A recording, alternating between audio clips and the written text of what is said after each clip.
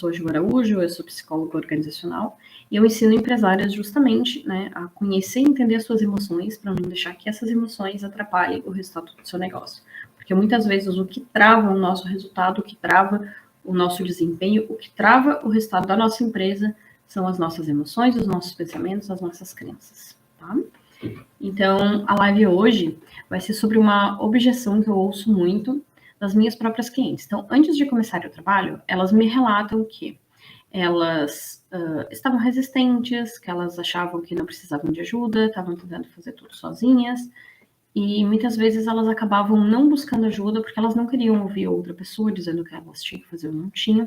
Porque, querendo ou não, a gente vem de uma sociedade onde as mulheres elas são muito cobradas, né, socialmente. Então, a gente o tempo inteiro parece que a gente tem que estar provando que a gente é boa, que a gente dá conta. Então, pedir ajuda pra gente é quase como se fosse um atestado de que a gente não deu conta. E aí entra um perigo, porque ninguém consegue tudo na vida sozinho. Não existe isso, né? É uma ilusão. Mas a gente colocou na nossa cabeça já como um impedimento, justamente o que eu falo sobre as nossas emoções. Então é como se a gente tivesse vergonha, como se a gente fosse menor, como se a gente estivesse fracassando por ter que pedir ajuda. E isso eu ouço direto das minhas clientes, assim. Então a ideia hoje é falar um pouco sobre isso. Porque às vezes a solução está ali na frente e a gente deixa de seguir essa oportunidade por crenças que a gente mesmo cria. Mas deixa eu perguntar para vocês. Vocês se orgulham de serem duronas? De serem firmes? De serem pessoas resistentes?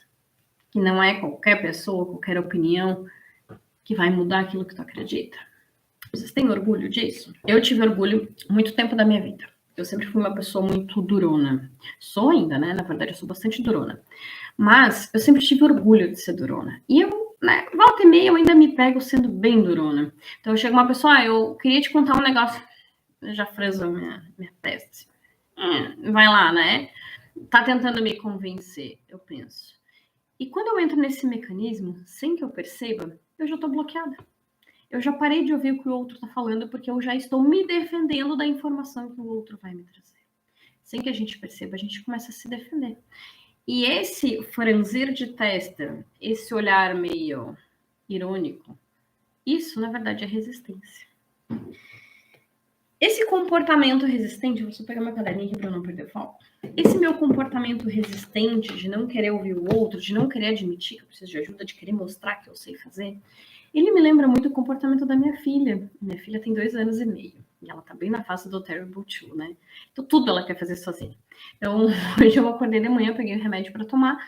E aí ela catou o remédio da minha mão e disse assim, não, eu faço. E aí ela quer o tempo inteiro mostrar que ela faz. Não só mostrar, mas ela quer fazer. Esse comportamento dela, né, de querer fazer tudo sozinha, eu visto a calça, eu boto o tênis, eu acho legal porque ele é um comportamento que sim, ele treina a autonomia, né? Ele treina a atividade, porque ela tá fazendo, então eu não vou ficar fazendo por ela. Torna ela uma pessoa mais independente, mais ativa, mais proativa, né? Mas esse comportamento, ele também traz algumas coisas que não são legais.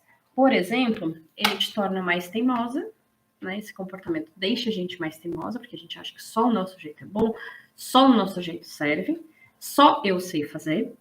E, principalmente, esse comportamento nos impede de ter resultados diferentes. Porque se só eu faço sempre do mesmo jeito, que é o meu jeito, a tendência é que eu não aprenda repertórios novos. E se eu não aprendo repertórios novos, a tendência é que eu fique sempre no mesmo resultado. E se eu tô patinando, a tendência é que eu fique patinando. Se eu tô frustrada, a tendência é que eu fique frustrada. Porque o que vai me tirar da frustração ou que vai me tirar da estagnação, provavelmente é um repertório novo. É algo que eu ainda não aprendi. E se eu não aprendi, eu preciso ouvir do outro. O aprendizado vem de fora, vem do mundo, vem das pessoas. E se eu sou resistente, eu não aprendo.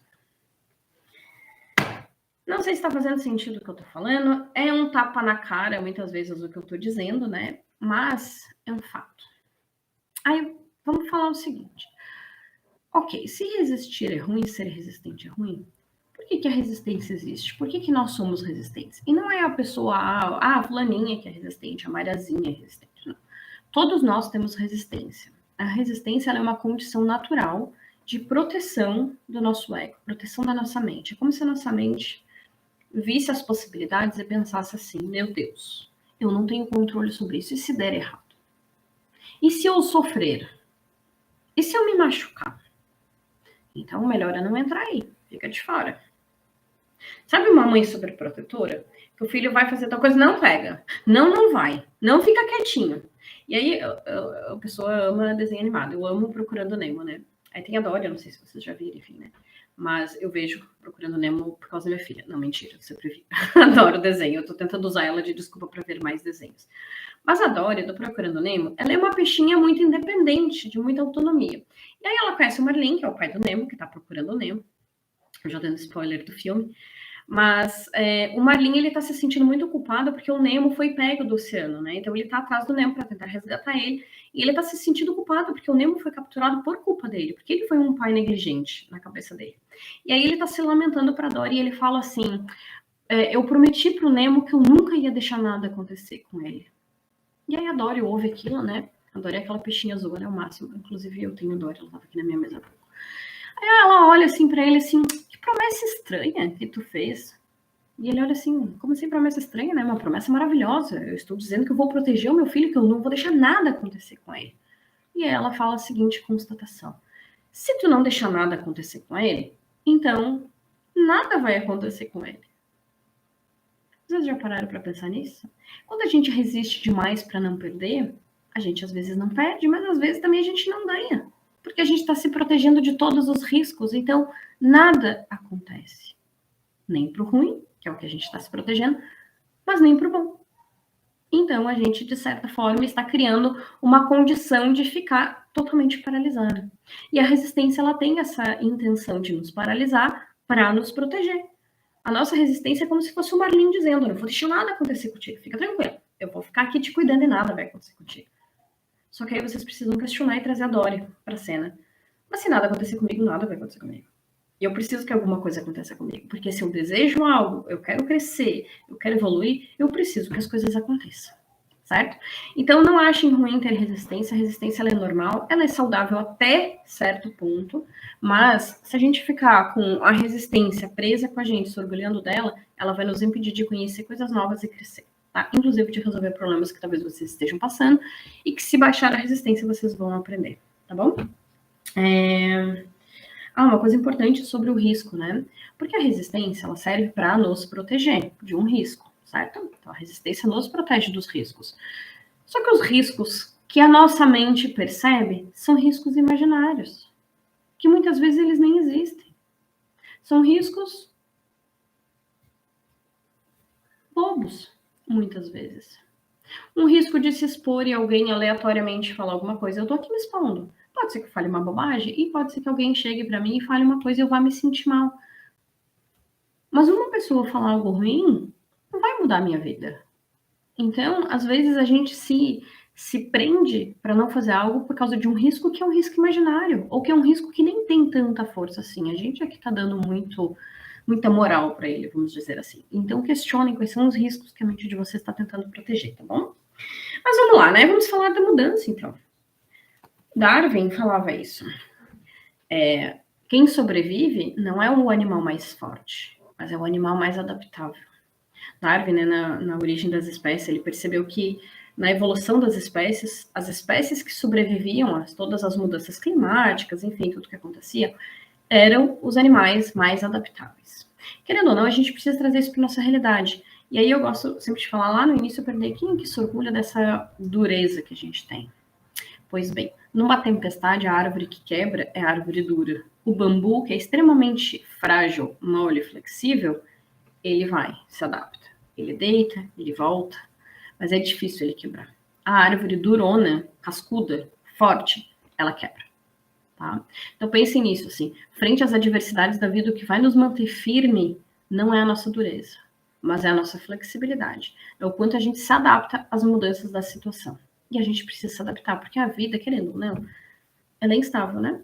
Ela não tá aqui para ser da maneira que a gente quer. A vida é a vida. A gente não tem controle nenhum, a gente não sabe o que vai acontecer. E eu vou contar um caso interessante para vocês, porque eu sou durona, eu sou mais inflexível, então é um treino meu diário. sou uma pessoa mais resistente, bem mais resistente. Eu e meu marido, por exemplo, nossa, de longe, quando tem que fazer uma mudança, eu falo pra ele, não me conta, lá, faz, porque eu sou bastante resistente. Mas como eu sei que eu sou resistente, então eu tento não contribuir na hora da mudança, eu deixo ele fazer, porque eu sei que eu vou entrar para não fazer. Mas só para mostrar para vocês que a vida é maravilhosa, a vida é imprevisível total, a gente decidiu que ia engravidar tudo, e eu planejei qual seria a data que eu ia engravidar. Eu decidi que eu queria engravidar em março, porque em março a minha filha nasceria em dezembro. Dezembro era a época de férias da faculdade, então eu poderia ficar dezembro, janeiro e fevereiro, tranquilamente, cuidando dela, para depois dos 3 meses eu poder voltar a trabalhar em março, sem ter grandes prejuízos, porque o movimento da pastelaria cairia nesse momento, então eu conseguiria ficar tranquila. Tudo estava planejado. Fora que eu ia ganhar ela em dezembro, então eu não ia passar a gravidez no calorão, que a minha mãe sempre dizia, nossa, passar a gravidez no verão é terrível. Então estava tudo organizado e planejado. Pois bem, eu engravidei em março. Eu engravidei em março. Foi perfeito. Disse, meu Deus, meus planos são maravilhosos. E aí o que aconteceu? Dia 18 de março, pá, pandemia. Essa é a vida.